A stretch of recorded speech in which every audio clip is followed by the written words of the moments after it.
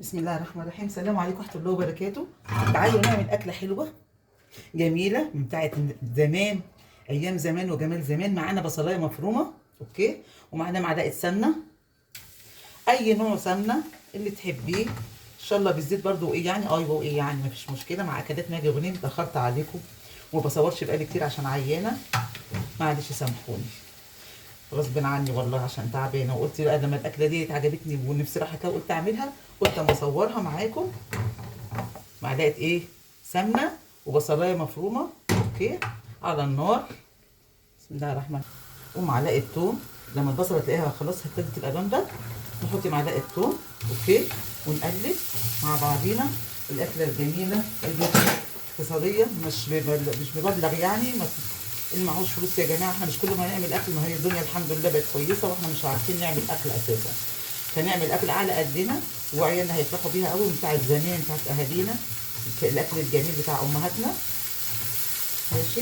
لما ريحه الثوم تطلع كده قلبي، ولما ريحه الثوم تطلع هنحط كوبايه صلصه متصفيه، اوكي، ومعانا كوبايه صلصه اللي هي عملتها في الخلاط، اوكي، ومتصفيه. بسم الله ونصلي على رسول الله عليه الصلاه والسلام. نحطها ونستنى لما تغلي، مش تتسبك، كام غلوه كده واقول لكم هعمل ايه. خليكم معايا عشان تشوفوا المفاجاه. انتوا عاملين دلوقتي تقولوا ايه الاكله بتاعت زمان بتاعت زمان، ما قالتش هي ايه. ما انا مستنيه معاكم عشان تستنوا، ما تمشوش وتستنوا للاخر. مرقه دجاج بعد ما ايه بعد ما الطماطم غليت كام غلوه كده، يعني لمده دقيقتين يا جماعه، ماشي. ونص معلقه فلفل اسمر اهي. بسم الله الرحمن الرحيم. نسمي الله ونصلي على الرسول، ماشي، والسلام. ومعلقه ايه ممسوحه صغيره ملح، مش كتير عشان انا حاطه مرقه دجاج. انت ما تعرفيش مرقه الدجاج دي ممكن تحدق لك حاجتك، فما تحطيش الا ملح بسيط الا لما تبقي تدوقي بعد كده. ونحط نص معلقه ملح عشان الحموضه بتاعه الطماطم كده كويس. ونحط كمان كمون، ما تنسوش الكمون، معلقه ممسوحه اهي، اوكي.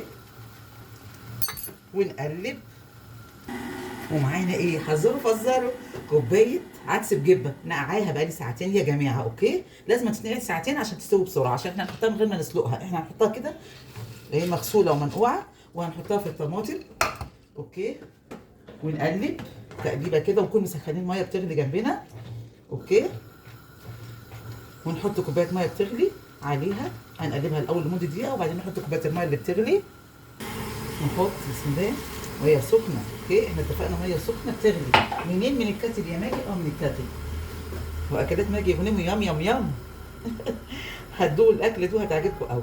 هتستوي يا جماعه، هتغلي غلوتين. احنا كده حطينا التوابل بتاعتنا قدامكم، اوكي، وعملنا كل حاجه قدامكم، مفيش حاجه من وراكم يا جماعه. الاكله دي جميله وموفره ورخيصه، مش هتكلفكم. لما عملت الاكله الغاليه قبل كده كنت عاملاها الناس، يعني الجمبري، فكروها بتاعتي. في ناس من حبايبي ما دخلوليش تاني، قالوا دي غنيه بقى واوعى. طب وافرضوا يا جماعه، ومال، وافرضوا ان انا يعني عملت اكله حلوه نفسي فيها، وتنيت احوش طول السنه او طول الشهر او طول الشهرين عشان اعملها. هي دي فيها حاجه؟ عادي لما نفسي تروح لاكل انا ولا اولادي واحوش وبعدين اعملها. هو حرام ان انا اعمل اكله حلوه تعجبني وانتوا بتبقوا مديني برضو ومفرحيني، وربنا يفرحكم يعني ويجعلها في ميزان حسناتكم.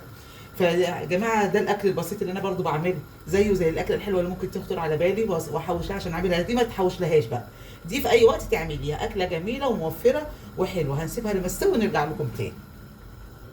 شوفوا بقى هنعمل ايه. معانا معلقه سمنه تاني يا ماجي، تاني هنقلي بقى، ماشي. ونص معلقه توم، مش معلقه مليانه المره دي، نص معلقه توم اهي، اوكي. ومعانا معلقه كزبره كبسه يعني ناشفه، اوكي.